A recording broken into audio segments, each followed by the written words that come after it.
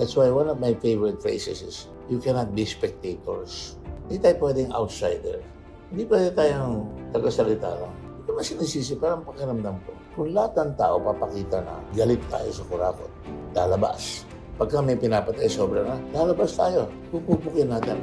Talagang, hindi mangyayari yan kung papakita ng tao ang kanilang power. Hindi naman people power kailangan. Kailangan lang, hindi kami papayag sa nangyayari. Hindi pumapayag tayo, kaya pasama ng pasama. Kaya ito kawal bago ng people power, di ba? Wala na ako doon. Lagang andun na yan eh. Tagal eh. O naman people power, ano na naman nangyari? Ganun na naman na nangyari. Hindi na naman tayo nagbago. So to my mind, unless nasa puso natin yung pagbabago, na lahat tayo talagang kapit-bisig na maninindigan, magsasalita, it's so impossible. I have not lost faith. My heart is flagging. And that's not the corner. Ako palaging lalabanan natin. Tayo, hindi tayo pwedeng tayo.